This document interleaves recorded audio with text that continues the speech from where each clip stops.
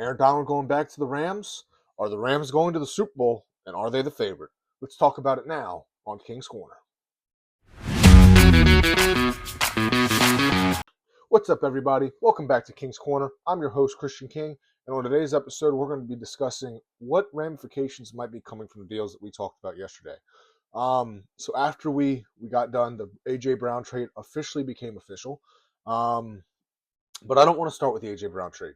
Today, we're going to be starting with the Rams. I know I discussed the Rams a little bit yesterday, but there's a big story that might be coming out of it. As we all remember, Aaron Donald, arguably the greatest defensive player of our generation, is contemplating going back to the Rams, according to reports. Last year around this time, when they were talks for Micah Parsons, Aaron Donald said, "Oh, if they get Micah Parsons, I might come back." Well, they got Myles Garrett, who is a lot better than Micah Parsons.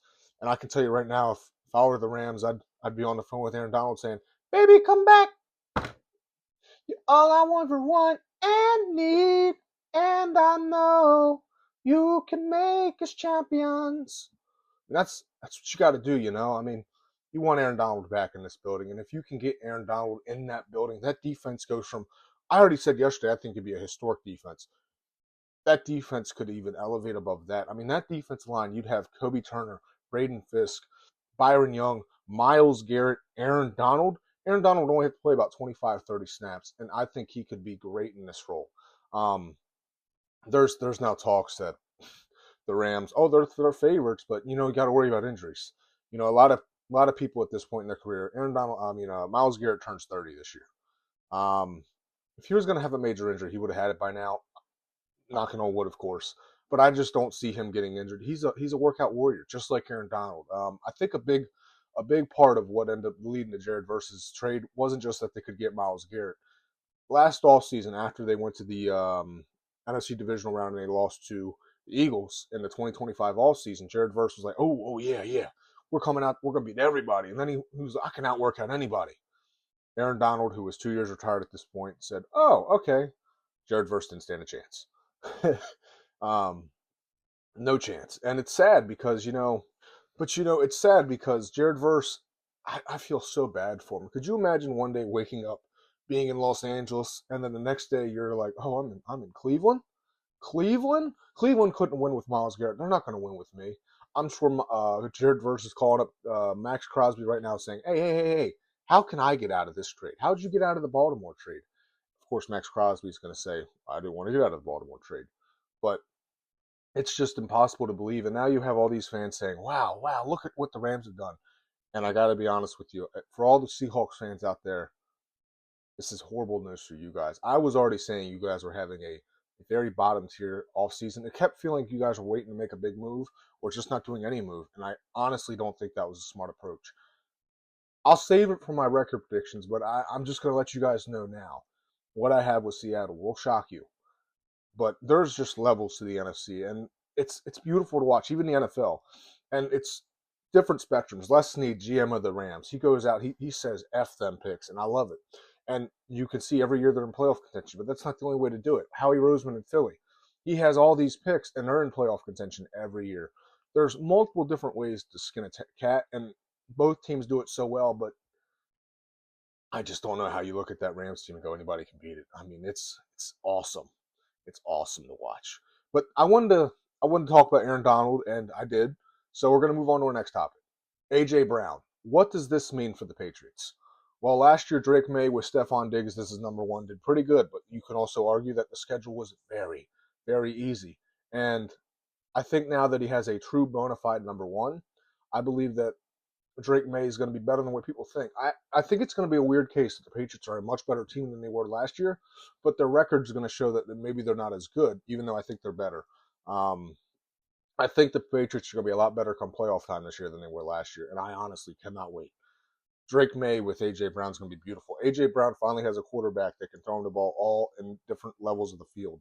I know Eagles fans are going to say, "Well, look at the yardage." A lot of those were deep passes. I got to say, Jalen Hurts is a lot better at throwing the deep ball than people give him credit for. But I just think that A.J. Brown is ecstatic to be out of there. And a lot of people are saying he's a diva and he's a headache, and I understand that. But Mike Vrabel knows who A.J. Brown is, and when he was in Tennessee, he was not a headache. People forget that. when Mike Vrabel found out AJ Brown got traded, it looked like he wanted to kill that GM, and he did. He got him fired. Um, it's it's going to be fun to watch in New England. But there's one more story I want to cover in the NFL. The Washington Commanders are arguably having the best offseason in the NFL. And a lot of people are going, why are you bringing this up? This and that and this and the third. You've already talked about all these different topics. Well, Brandon Ayuk will be a Washington Commander by tomorrow night. Mark my words. There, he's doing all these hints. He unfollowed these three people like we talked about yesterday. But the Commanders learned their lesson from last offseason. A big reason of the big regression that the Commanders had from 24 to 25 was because Terry McLaurin missed all of camp and they were acting like the Niners do. We're going to push it off to the end, push it off to the end. They learned their lesson last year. If they're going to get Brandon Ayuk, they want him there before training camp so he can get back into football shape, get into the offense, get a rapport going with Jaden Daniels. And it's going to work. And a lot of people are going, why are you so high on the Commanders? Of course I'm a fan. And I know that some of you will say, well, that's bias.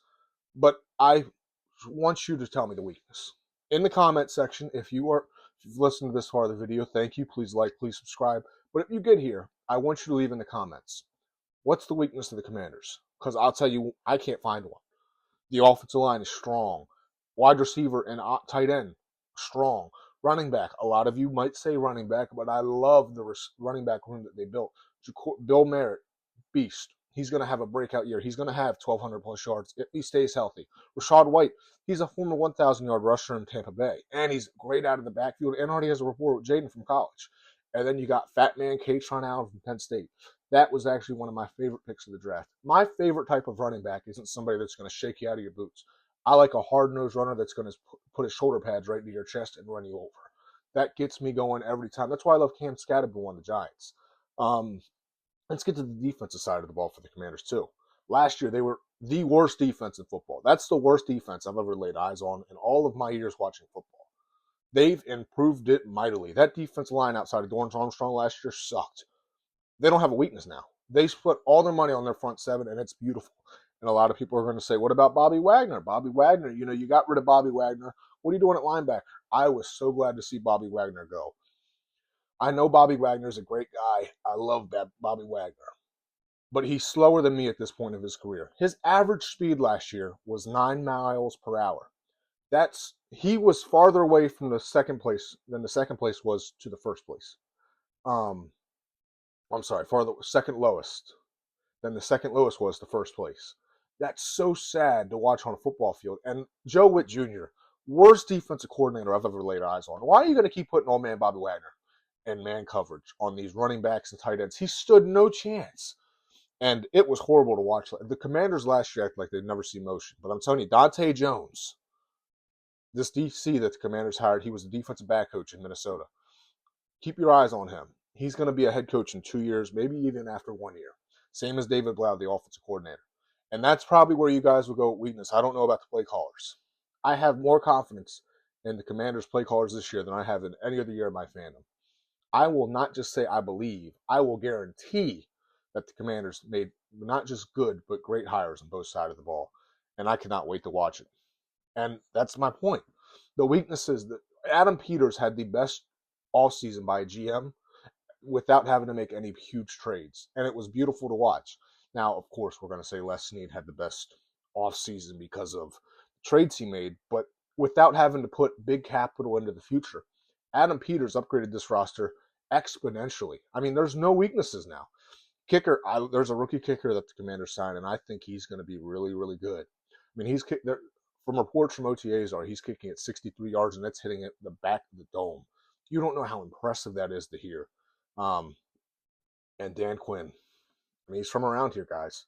Went to Salisbury University. He grew up in Jersey. I mean, it's beautiful to watch, and I think he's the man for the job. Usually, if you would have asked me 2 years ago what I thought of when he got hired, you can ask my old co-host Caleb Trivett. I was a little low on him, but I wasn't sure what to think because I was like, is it Ron Rivera 2.0? I was wrong. I love everything about Dan Quinn, and I think Dan Quinn's the man for this job. The only thing that I'm going to have a problem with is when David Blau leaves, who's going to be the next offensive coordinator? I don't want to be in a rut where we have a new offensive coordinator every year, but if we do, that just means we're a good team. But that's the point. Once you put Brandon Ayuk in this situation, because I don't even think the Commanders need him. I think I like Treylon Burks. Treylon Burks is underrated. I think he was misused in Tennessee, and he's going to be even better than he ever was in Tennessee. And then I love Antonio Williams, the rookie receiver out of Clemson. He's got star potential. He reminds me a lot of Amon-Ra St. Brown coming out of college, which is why he was a perfect fit for David Blau's system. David Blau runs the Ben Johnson offense. What's Ben Johnson always loved? A good slot receiver. He made Amon-Ra great. Luther Burden's probably about to have a huge breakout season in Chicago, and Antonio Williams is about to do some real damage here in D.C. But honestly, these are some of the best times of the NFL season, and I cannot believe that we still have this much to talk about in June. And OTAs are just starting. I want to hear what your opinions are on Aaron Donald going back, A.J. Brown going to the Patriots, and what you think of the Commanders, because I think they're going to be good as a fan, of course, but I really do. I'm very bullish on the Commanders this season. And again, I was bullish on them last year, but there was a black cloud, but I wasn't sure. Tomorrow we will be talking about the NBA, guaranteed. We have the NBA Finals predictions to get into, preview of the series, and I'm hoping to maybe get a guess, but I'm not going to guarantee that I get anything. Anyway, thank you for watching this episode of King's Corner. Please like, please subscribe. Have a wonderful Tuesday, and I'll see you tomorrow. Until next time, peace.